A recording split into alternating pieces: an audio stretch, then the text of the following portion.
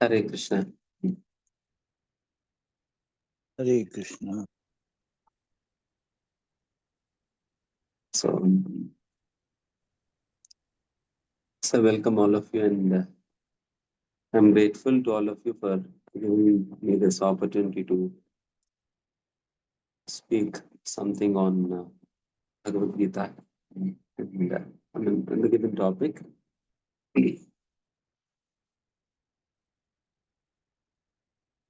And many of you must be there in the movement for quite some time, but still revisiting the topics is always helpful to develop our convictions and faith. As it is said, unless and until we hear the same thing at least 11 times, we cannot actually begin to absorb the contents, especially in the age of Kali Yuga, where people are known to be Manda Sumanda Matayo Manda Bhagya Upatritaha. So, in that state, definitely it is very important for us to revisit the topics again and again so that we can slowly, gradually absorb the contents and the essence of the topics. So, in the same lines, so we are going to discuss on how Bhakti Yoga is considered to be the topmost of all the yoga systems, which the Supreme Lord Krishna has established in his mm, in Bhagavad Gita. So, based upon that, so we'll be discussing something today. First of all, if we refer to the word yoga, what actually means by yoga is if we go to the root word, the root word is yuj. Yuj refers to connection or linking, linking or binding. So that's why yoga actually stands for that process which links up the soul with the super soul or the Lord is what is called yoga. Yoga is the process by which the soul is connected or binded onto the Supreme Lord. It is that process by which we establish this connection with the Supreme Lord. The soul establishes the connection with the Supreme Lord. It is the process by which the soul establishes the connection with the Supreme Lord. That is what is called yoga. But as on today, there are many things going on in the name of yoga, in the name as we come to see, get to see in the yoga institutes and many other places.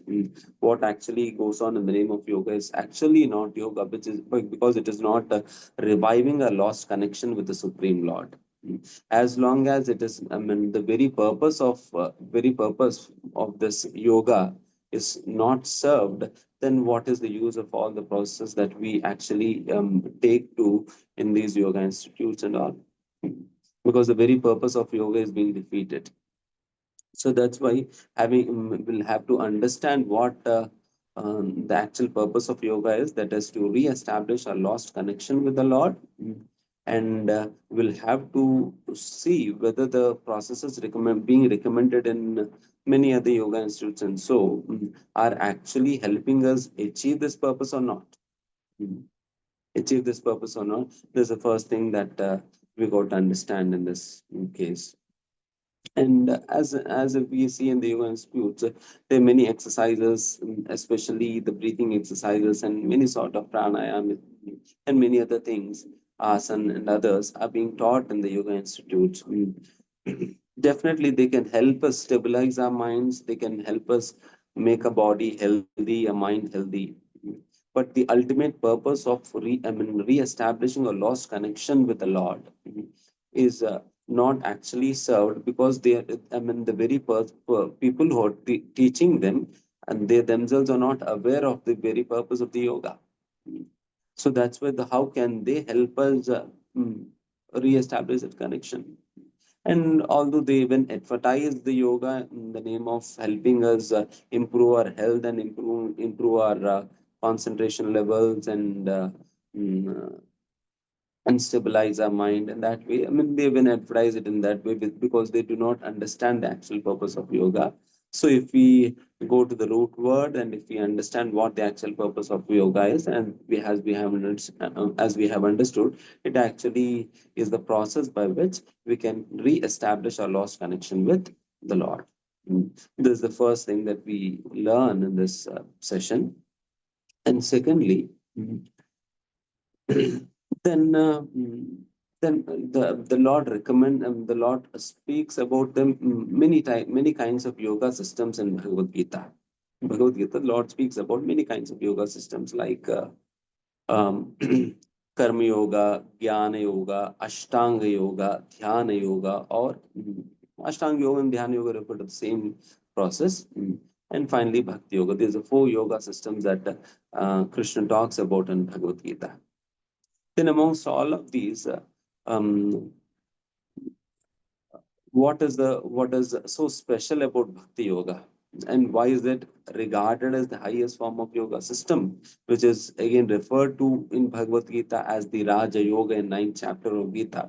Raja Vidya Rajavyam Pavitram Idamuttamam Pratyakshavagamam Dharmam Susukam Katkam Avyayam. Here it is referred to as Raja Vidya. This is the king of all knowledge. The knowledge about Bhakti Yoga is said to be the king of all knowledge, is said to be the topmost of all yoga systems. Why so? So that we're going to discuss now.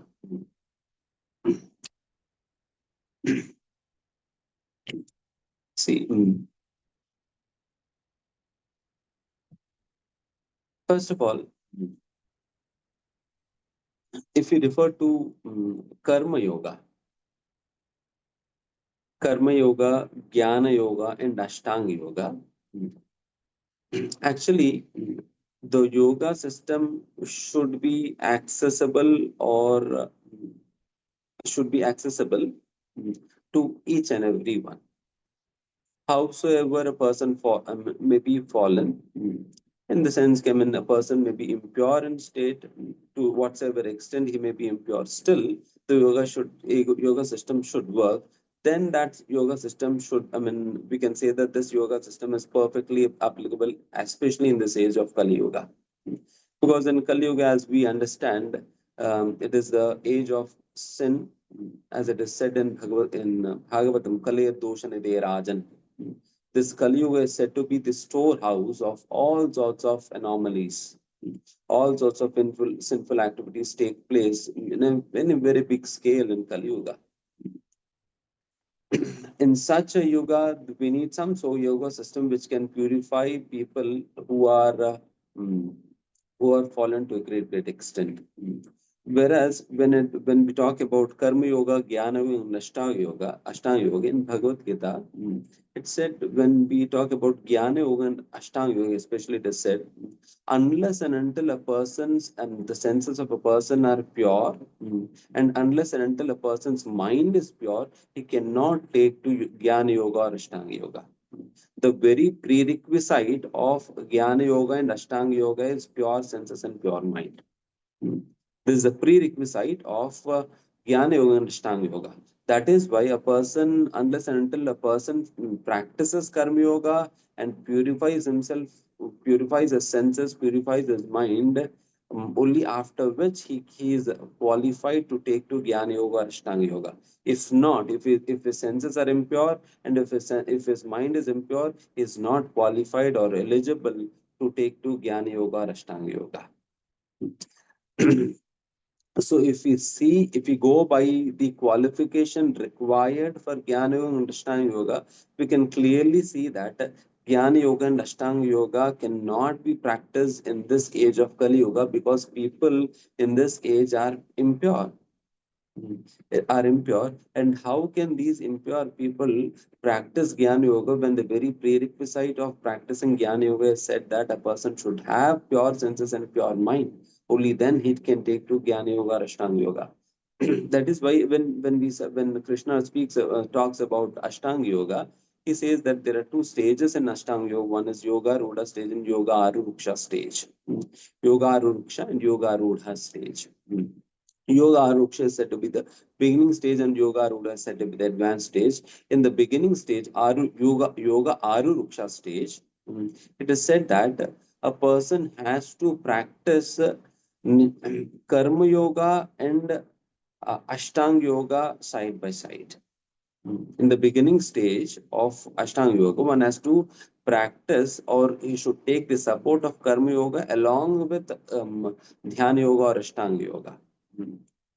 If not, if he straight away tries to practice Ashtanga Yoga without taking the support of Karma Yoga in the beginning, then what happens is he may seem to be practicing Ashtanga Yoga, but his mind wouldn't cooperate with him because his mind is very restless and impure. So he will not be able to fix his mind on the very object of meditation. His senses are not going to cooperate with him because the senses are impure and they are all running in their own whims and fancies. So in that state, a person will not be able to is not in a position to practice Ashtanga Yoga. Although he may try, but this is not at all possible because he is not fulfilling the very prerequisite, and because of which, even if he tries, his mind is not going to cooperate with him, his senses are not going to cooperate with him, and that's why he cannot practice Ashtanga Yoga in this impure state. Mm. In this impure state. That's why in yoga aruruksha stage, it is advised that a person should practice Ashtanga yoga along with karma yoga, that is Nishkam karma yoga, so that with the help of Nishkam karma yoga, he'll be able to engage his senses in in some activity which actually purifies his senses, and thereby slowly, gradually having, purifying, once he gets his senses purified with the help of Karma Yoga, he can give up Karma Yoga and practice Ashtanga Yoga exclusively. Mm. Then in the next stage, that is Yoga Ruda stage, when once his senses are purified, he need not have to take the support of Karma Yoga because his senses are now pure. Unless and until his senses and mind are pure, he should take help of, or he should take support from Karma Yoga. Mm. That is why, Yoga Aruksha stage, a person is advised to practice Karma Yoga and Ashtanga Yoga side by side. And after which, in Yoga Aruksha stage, one can exclusively practice Ashtanga Yoga without any support of Karma Yoga. So, from this, we can understand that. From this explanation, we can understand that Ashtanga Yoga exclusively is not actually going to help us, especially in this age of Kali, wherein people are filled with a number of impurities and anomalies, and sinful tendencies, sinful propensities. So it's not going to help us out. And secondly, similarly for Jnana Yoga also, it is said that a person the prerequisite is that a person got to have pure senses and pure mind if he were to begin understand, begin with Jnana Yoga. Jnana Yoga. If not, he'll not be able to begin with this Jnana Yoga as well. So in that way, Jnana Yoga and Ashtanga Yoga, because their very prerequisite is pure senses and pure mind, they are not very much applicable in this age of Kali Yoga. Mm. So that's why we do not go for them. Mm. Then now we are left with the third yoga, the first yoga system, that is Karma Yoga then. Mm. So we have understood how these two, Jnana Yoga and Ashtanga Yoga, are not applicable in this age. And now we'll discuss about Karma Yoga and what is the problem with Karma Yoga. Then why don't we take to Karma Yoga? Mm. Karma Yoga, definitely, because Karma Yoga does not make us, or does not, does not it does not have the prerequisite that a person should have completely pure senses and pure mind. Because the very system of Karma Yoga helps us engage our senses in a positive, constructive, purifying way. That's why these senses slowly and gradually, because they are being engaged in a positive, constructive, purifying way. So that's why these senses slowly, gradually get purified. So that's why Karma Yoga. seems to be applicable in a to a person who's impure, who has impure senses and impure mind. Mm. Seems to be applicable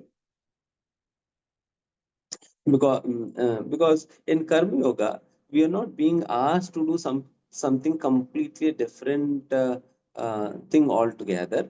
Rather, we are not being asked to restrict our senses completely. Mm. Rather, the very energy or the propensity of the senses are being channelized in a very constructive way. Are being channelized in a very constructive way. That's why this karma yoga seems to be a bit applicable in this age as well. But the thing is that in Bhagavad Gita, Arjun puts up a question to Krishna wherein we can understand clearly how karma yoga, how karma yoga is also defective or unapplicable in this age, wherein Arjuna asked Krishna, Krishna, yes, you are very much, talking about controlling the senses, mm, controlling the senses. But my question is that Nigraha kim karishyati? Nigraha kim karishyati? What can suppression accomplish? Yes, for time being, I can somehow or other suppress my senses, although they are craving for the sense objects. I suppress the senses, but still, such suppression. How long can I go on suppressing my senses like that? Mm, how long will I go on suppressing my senses like this? Mm. It's not possible to keep my senses suppressed like this for long period. Mm. Because they're going to become rebellious at one point of time. Just as if you have a spring, if you have a spring, I can suppress the spring, keep it under my hand for some period of time, but ultimately at one point of time, as soon as I take off my hand from that spring, immediately what will happen to the spring? Mm. That spring will jump into the air. Mm. Will jump. Mm. As soon as I take out my hands, immediately the spring will jump. It's not going to stay as it was when I was using my hand to suppress it. Similarly, because I am not purifying my senses completely, so even if I suppress my senses with the help of some rules and regulations, but still because my senses are not purified completely, they're going to get rebellious later on. Mm. So then what am I going to do with the senses then? Then what is what did I ever accomplish with this such suppression? That is why Arjun is asking, Nigraha kim karishyati? Because definitely, as I was mentioning, definitely karma yoga involves or facilitates purifying of senses.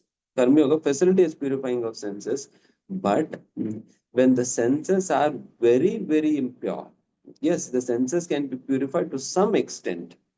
If the impurity levels are to a tolerable levels, the Nishkam Karma Yoga can help purify such impurities. But when the impurity levels are extremely high, then in that case, Nishkam Karma Yoga cannot help us, cannot purify them. When the impurity levels are extremely high, then Nishkam Karma Yoga cannot help purify them. Then we need to go for another yoga system which can actually purify senses which are impure to such great extent. Then in that case, Nishkam Karma Yoga cannot help us.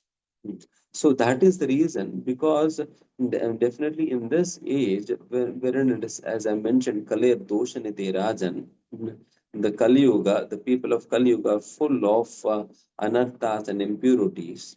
So in such a in such an age, it is difficult to purify a person's existence, purify a person's senses or mind simply with the help of karma yoga, because karma yoga can only help those people whose senses are not very much impure. Mm, Not very much impure. Only in that state, karma yoga can help us. If the senses are very very impure, then karma yoga cannot help us. And as we see in this Kali Yoga, people's senses are extremely impure. Mind is extremely impure. So karma yoga is not going to help people of this age. So that is the reason we cannot go with karma yoga also in this age. Karma yoga also in this age. That is why it is said.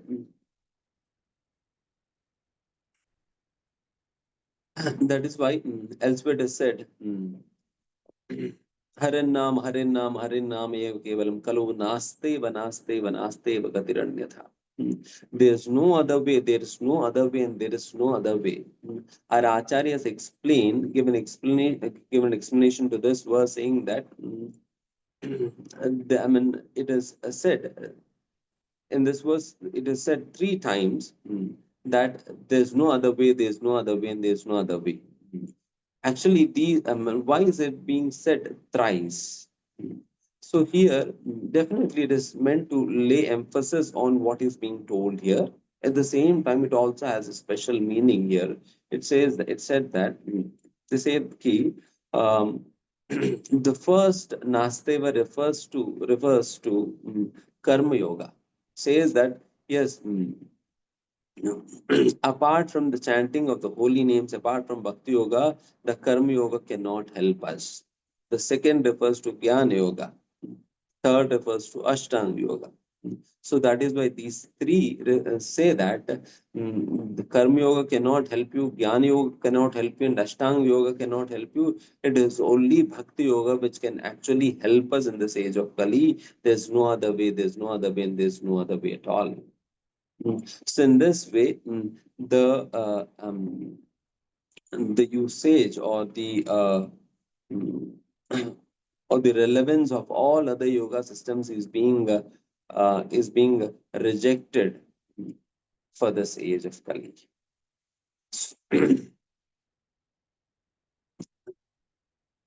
So, and having now understood how the three yoga systems, Karma Yoga, Jnana Yoga, and Ashtanga Yoga, how they are not applicable.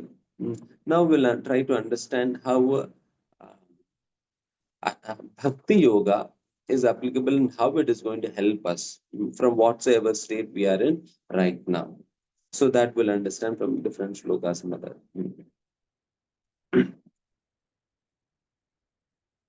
And I want to make another point regarding Jnana Yoga because I not tell much regarding Jnana Yoga.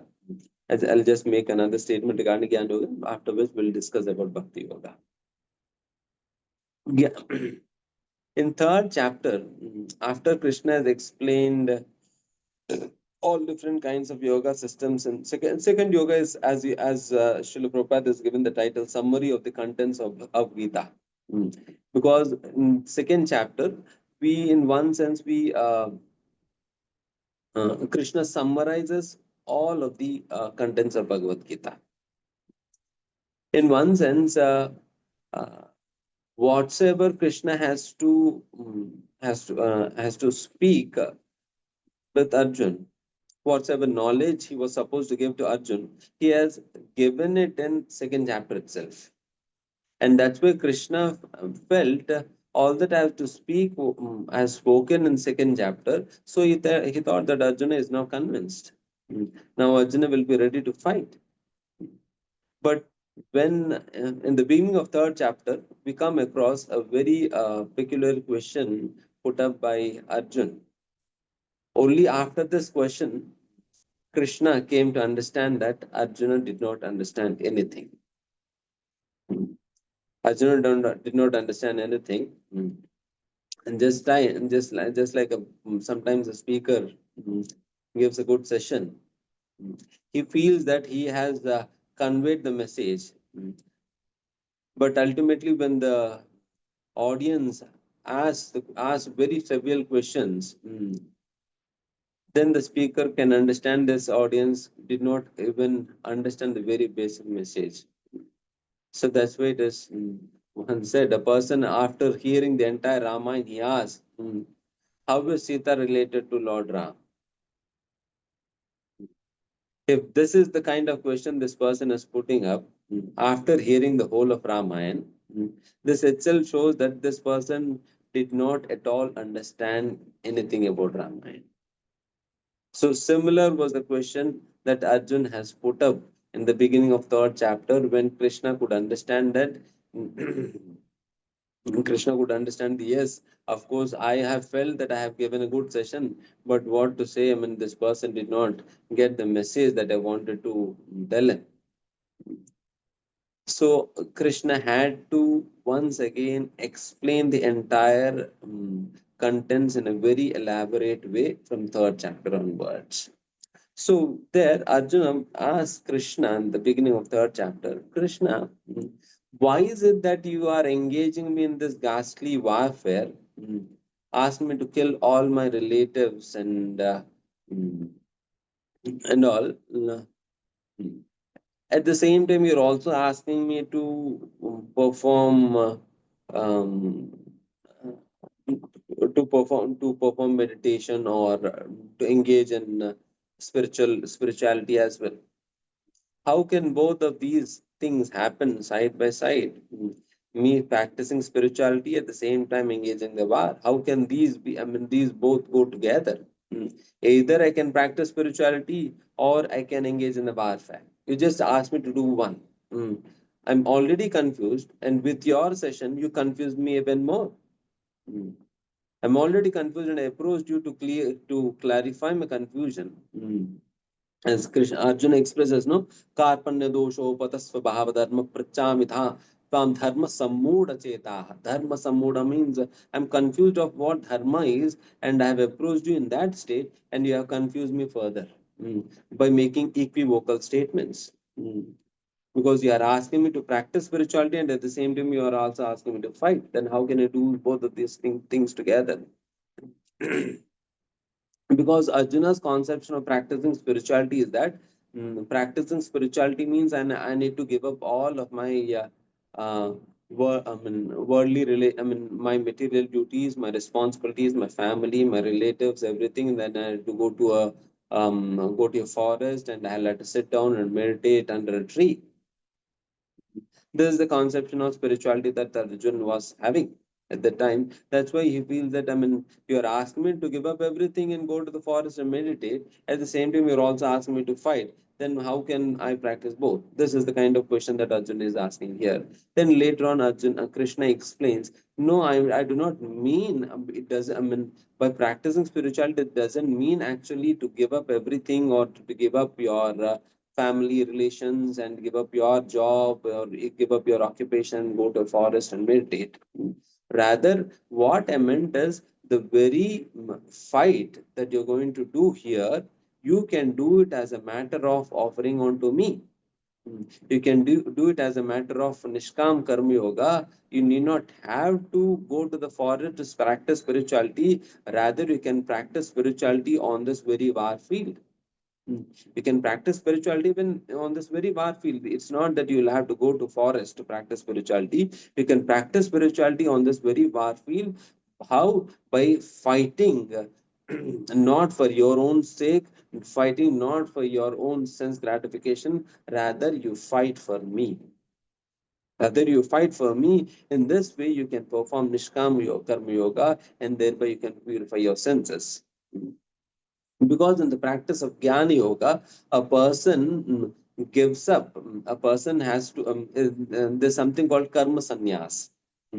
There's something called Karma Sannyas, wherein a person has to give up all his familial relations, all his occupational duties, and he has to go all the way to the forest, and he has to stay in seclusion, he has to stay alone in the forest, and he has to practice Jnana Yoga. Jnana Yoga. So in this way, one has to practice that karma sannyas.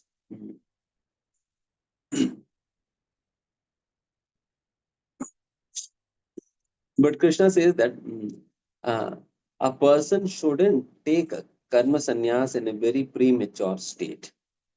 In a very premature state, that is, when his senses are impure, he should not take to karma sannyas, because although he may externally seem to give up the worldly activities and worldly people, but still he is internally associating with the worldly activities and worldly people within his mind, because his mind is not under control, his senses are not under control. He is doing these activities internally. Ye aste manasasmaran, that Krishna says in Gita. Yeah, Aste Manasasmanan, this person seems to be a renunciant, but he is actually not a renunciant, because he is externally giving up the activities, but he's internally doing those activities within his mind. He's associating with such people. He's doing sense gratification within his mind. Then what is the use of such pretension? Hmm.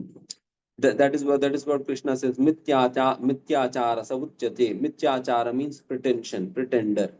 What is the use of becoming such a pretender, Arjun? Better become a honest grahastha. Hmm. Better become a honest grahastha. Why to pretend and deceive people and cheat people in the name of renunciation? You're trying to renounce the world, but still being your senses being impure, your mind being impure, you will continuously associate with these worldly things within your mind. Then what is the use of such external renunciation, and what is the use of such pretension? Why to become such a mithyachari? So rather you become a honest grahastha. Mm. Who is engaged in his occupational honest grahastha means a person who is engaged in his occupational duties. At the same time, he renounces the results of his activities for the pleasure of Krishna, and he performs his occupational duties as per the instructions laid down by Krishna and Gita. Mm. So in this way, rather become a honest grahastha and do your occupational duty as per the Nishkam Karma Yoga, and rather than showing off to the world as a great renunciate and thinking of these worldly things within your mind. So in this way, Krishna kind of reprimands or scolds Arjun when he proposes, let me practice Jnana Yoga instead of Karma Yoga, that is, give up the worldly things and practice spirituality in the forest. So for that, Krishna gives his explanation. No, Arjun, you need not have to give up all of this and go to the forest. Rather, you can practice spirituality on this very bar field by doing your duty in my service. So in this way. So that is why Krishna even discouraged Arjun to practice this Jnana Yoga. If you can imagine, if Krishna is discouraging Arjun, person like Arjun, whose senses are much purer than ours, whose mind is much more controlled than ours, if Krishna is discouraging Arjun to practice Jnana Yoga and Ashtanga Yoga, then what to say about us? Hmm. Especially in this age of Kali Yuga, what to say about us? So that is why, for us, even more than others, we are disqualified to practice jnana and ashtanga and even nishkam karma yoga also. So that is why bhakti yoga, we are being suggested or recommended to practice bhakti yoga.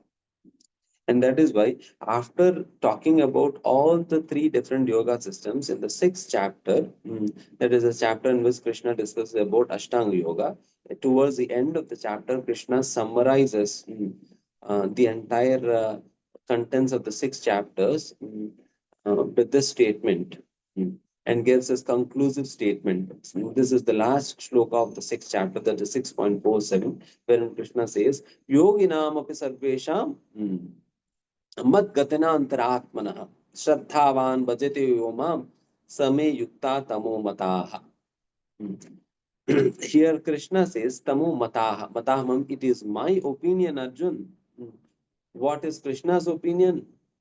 That is, it is Krishna who is the supreme authority to make any statement, and such a supreme authority is giving his opinion with all of his authority. What the conclusion that is giving? Yoginam api sarvesham.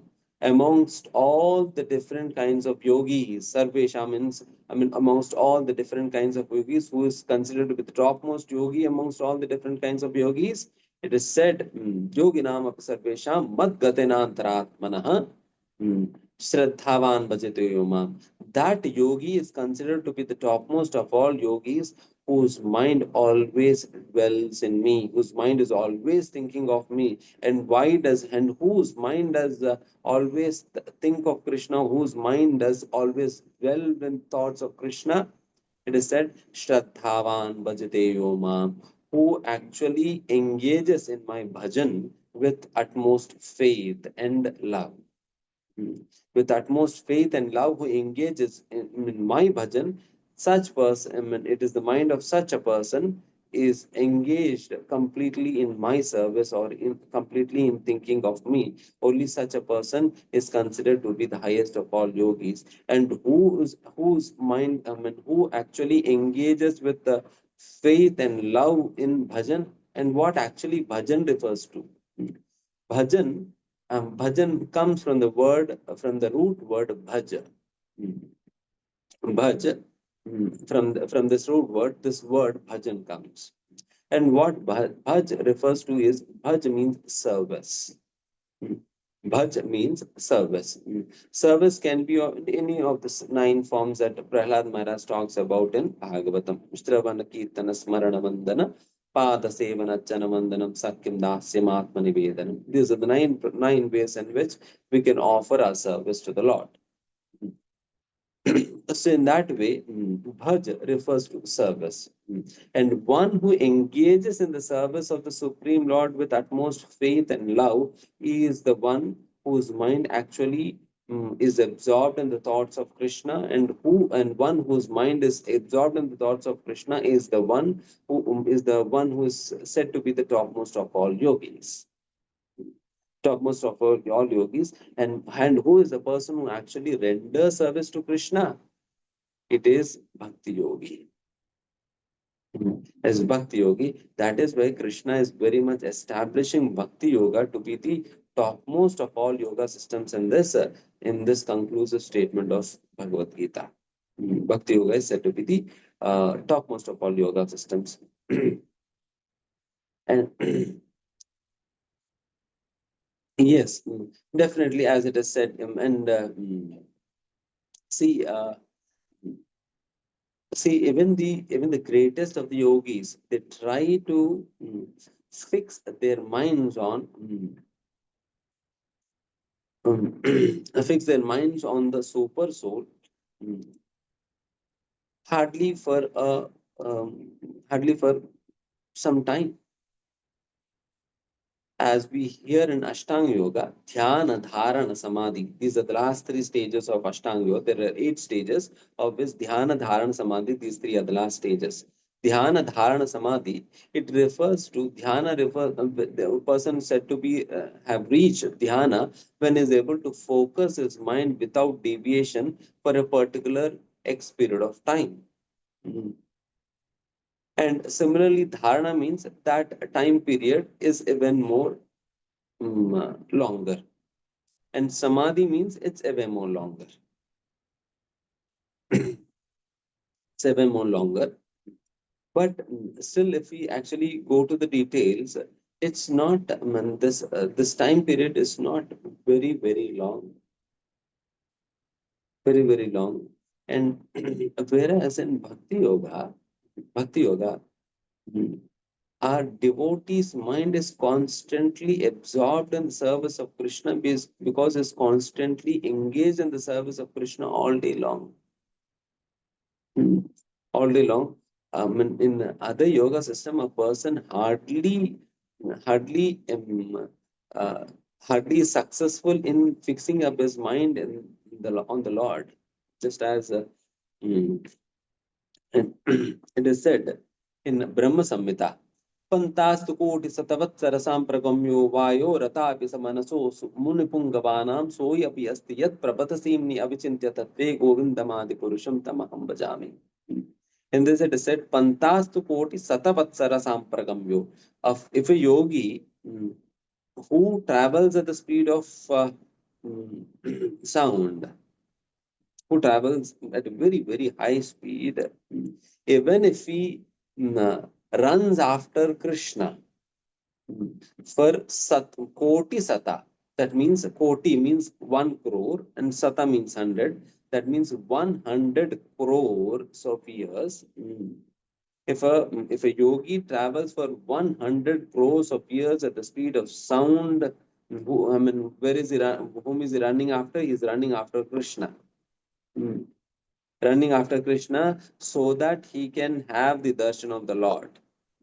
But still it is said, so yapi yasti yat prapada simnya vichintya tadve. He can hardly have the darshan of the light coming out of the nails of the toes of the Supreme Lord.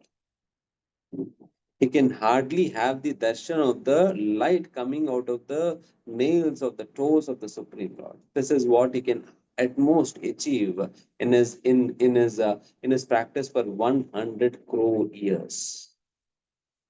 100 crore years.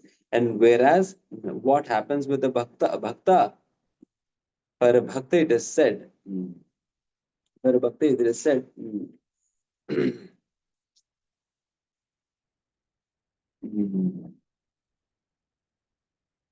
सुदुर्लभम आत्मतत्वः आत्मभक्तः सुदुर्लभम आत्मभक्तः sorry अधुर्लभम आत्मभक्तः आत्मभक्त मतलब but for my devotees adhurlabham. I am very easily to be attained. I am very easily attained for my devotees. Even of a person, this is about a yogi. Here in this statement in Brahma Samhita, once again, Krishna says, even if a person refers to the Vedas again and again, he will not be able to find the Lord simply in the pages of the Vedas, unless and until he takes to devotion. That is why it is said. It is said, adhurlabham atma bhaktaha. For my devotees, I'm very easily attained. This is what Krishna says. So the Bhakti Yoga is Bhakti Yoga is a very easy process. And secondly, elsewhere in Bhagavad Gita, Krishna says, Achiram. Achiram means very quick process. It doesn't take too much of a time. It's a very, very quick process. Very quickly, a person purifies the senses and mind and very quickly attains the Supreme Lord. That's why it is said, Bhavami na chirat partha. Bhavami na chirat partha means, na chirat means it's not going to take very long time, Arjun. It's going to happen very quickly. That's why you take to Bhakti Yoga, Arjun. This is what Krishna is instructing Arjun. This is a very quick process. It's not going to take very long time. So the one advantage of Bhakti Yoga is that it is a very easy process. And second, it is very quick process. And third, I'll just mention and then we'll finish off. That is third is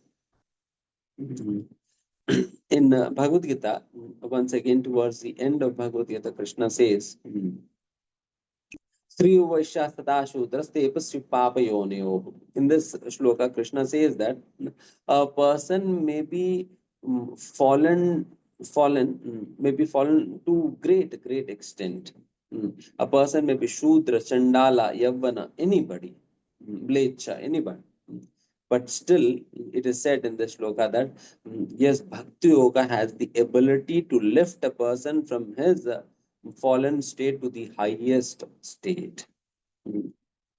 From the lowest state, the Bhakti Yoga has the ability to bring a person from that lowest stage to the highest state. Because this is once again confirmed in Bhagavatam, wherein it is said, Aho patasvapachoto variyan yat jihvagre vartate namatubhyam. It is said here, a person who is swapachaha. Swa means dog.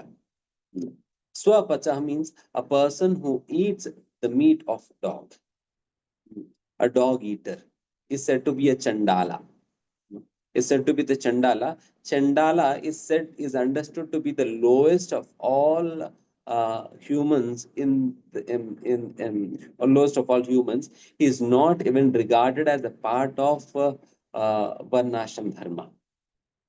Is not even understood, considered to be a part of varnashram dharma. He is out of varnashram dharma. That is, he is not even considered to be human. Mm. Such a person, Chandala, who is eating the meat of dog, mm, even if such a person takes the name of the Lord, mm, if he chants Hare Krishna, Hare Krishna, Krishna Krishna, Hare Hare, Hare Ram, Ram Ram, Hare, simply by chanting the names of God, it is said, Yachikvagre, by holding the names of the Lord on his tongue, what happens? Swapachato Gariyan. Even such a Chandala, as soon as he holds the names of the Lord on his tongue, he will attain the highest stage of the Varnashram Dharma. That is, he becomes even higher, he becomes even respectable or worshipable to a Brahmana also. Even a Brahmana had got to worship him. Even if he rises his level, even he is superior to Brahmana as well now. Just by chanting the names of God, he becomes a person superior to even Brahmanas in the society. Simply by chanting. That is why it is said, Swapachato Gariyan. Gariyan means very superior, highest. So that is the glory of Bhakti Yoga. Simply by chanting or simply by taking to the to practice of Bhakti Yoga, a person attains this highest stage of being respect. That is why. That is why it is said, ki a person to be just like Brahman is considered the guru of all the other three ashrams in the society. That is, for Shudra, Kshatriya, and Vaishya, Brahman is said to be the guru, and and why and sannyasi is said to be the guru of even Brahmanas also. Sannyasi is said to be the guru of even Brahmanas as well. Mm. And who can become a guru? Mm. For that, the very condition for becoming a guru, it is said that a person should be a Vaishnava. A person who is not Vaishnava, howsoever qualified may be, howsoever knowledgeable he might be, still is not considered to be guru. A Vaishnava guru Nishat.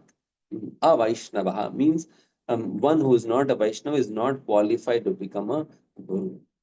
So to become a Vaishnava, to become a devotee of the Lord, one has to take to this Bhakti Yoga. There is no other way. There is no other way. That is why Bhakti Yoga is repeatedly emphasized in Bhagavad Gita, and Bhakti Yoga is repeatedly emphasized even in Srimad Bhagavatam. So that is why this Bhakti Yoga is said to be or understood to be the very essence of Bhagavad Gita and Bhagavatam. So that is why, rather than taking to any other process of yoga system, one has to take to this glorious path that Srila Prabhupada has offered us. In this in the form of this bhakti yoga, and it's a real great fortune that we have got this bhakti yoga. And as I've said, a person howsoever fallen he might be, he can take to this bhakti yoga, and that is how Srila Prabhupada used bhakti yoga to deliver so many people, even the people of the Western countries who were addicted to such great sinful tendencies, sinful propensities. Even when we have clearly understood from the very life of Srila Prabhupada how he has used this bhakti yoga to deliver such fallen people as well. Mm. And and it is really surprising to see those very people who were addicted to such sinful activities in the past are now acting as spiritual masters and delivering many souls further, many souls further. So this all happening just because Srila Prabhupada understood the glory of Bhakti Yoga, and he delivered Bhakti Yoga, and he made us practice Bhakti Yoga. Mm. So with this, I would like to finish off this session. Thank you for your time. And thank you. Hare Krishna.